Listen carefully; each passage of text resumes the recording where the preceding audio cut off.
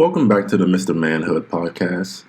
In this episode, we'll be talking about your version of paradise may be someone else's hell. Take a second to sit and think about what you may deem as paradise. Some people may vision a beach. Some may vision Seattle, Washington. Cloudy weather and a rainy season. Some may vision an open road. And some may even vision a quiet house. I learned very early in life that trying to portray or force your paradise on someone else could be very detrimental to a relationship with someone else. And it isn't just necessarily because that person or that individual doesn't want your paradise or anything like that. It's just every individual person's experience and background helps them to shape what their version of paradise is. So the things that's happened to you in your life,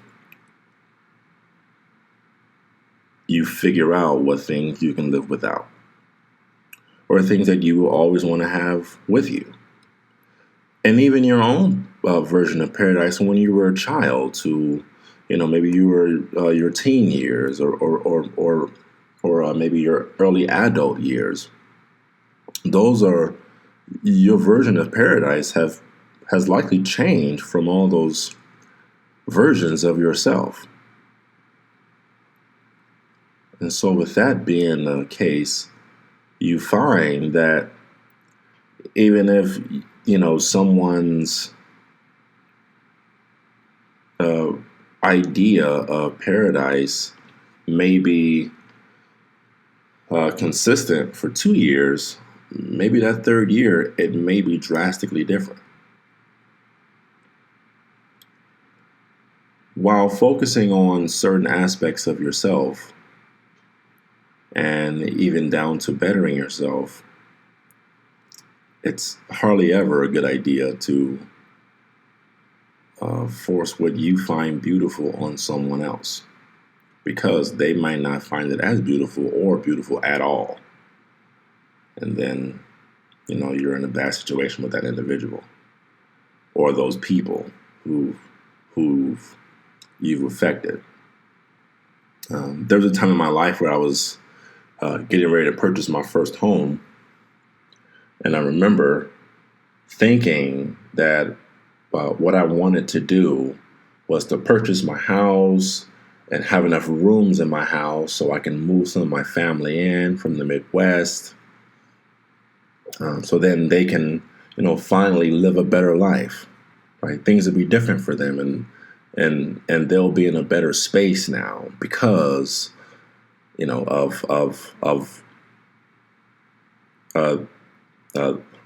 this is a better life for them. In my mind, that's what I thought. And then I started thinking. And not only thinking, but having these conversations with the people that I was considering moving across the country. And while some were at first conversation very open to the idea of moving away, as we became closer to the actual, moving date,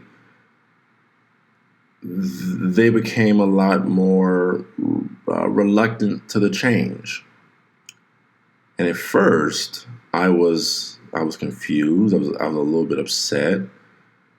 And then it dawned on me that, what I'm asking for these people to do, most of my family has lived in the Midwest for a very, very long time, many, many, many years. And now what I'm asking them to do is in a few months or in a few weeks or even days to completely pick up all of their life that they've been living for years and to move to another state, move to another location in another time zone and settle their life here and be happy because I felt this was a better space and this is a better location for you to live out.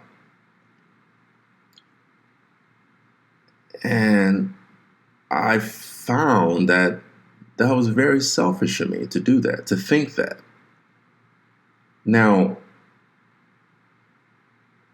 to mitigate that feeling, what I ended up doing was I ended up getting a smaller house with the opportunity for them, if they would like to relocate or even just visit within there's a space for them, but to purchase a home without first having that important conversation of whether someone would pick up their lives and move to the other side of the country because I felt like they should was I think that was I just learned that that was a very selfish idea because that was my version of paradise for certain members of my family.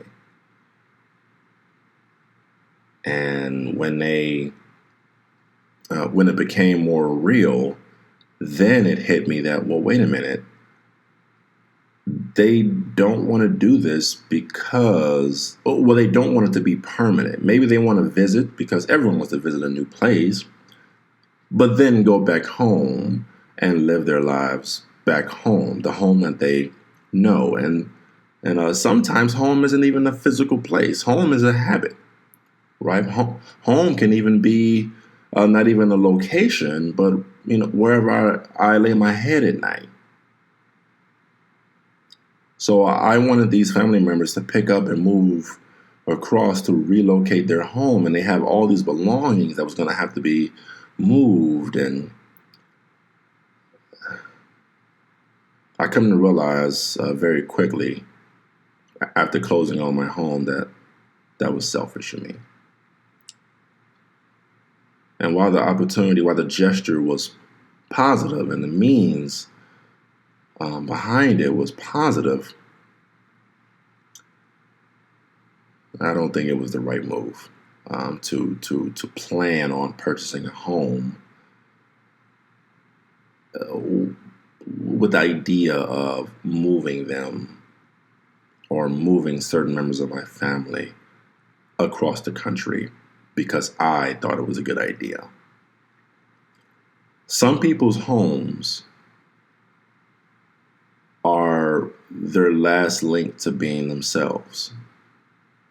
So to have people uproot from that is a very difficult thing, even if your intentions are good and only positive. Picking up someone's life is a big thing, is a major aspect of someone's everyday, day in, day out life. So, I mean, if they're, I've learned that it doesn't matter what their conditions are. A lot of people are very comfortable with the devil that they know rather than the devil that they don't.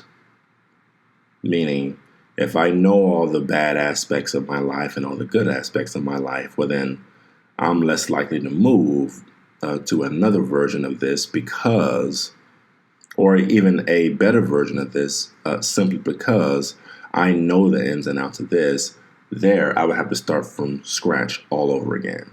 And that could be very difficult for anyone, even myself. I've had to do that many times in my military career throughout the span of my 10 years of being in the Army. I've had to move many times. I've had to meet people over and over and over again. And that's why I'm more comfortable moving around and being able to leave at a moment's notice. But I just learned at a very fast pace that being open and exploration is a beautiful thing, but everyone doesn't get that opportunity to learn that lesson or even learn that lesson at a pace that I've become familiar with. So In conclusion, your version of paradise for other people, or even for yourself, may be different. And that may be someone else's hell. I figured being in a warmer climate, being in another place, in a safer neighborhood may be better for someone, but they may not see it that way. It's something that I like, and maybe not something that they like. This concludes this podcast. I should be uploading another one here very soon, and I hope you get the chance to listen to it. Thank you for your time.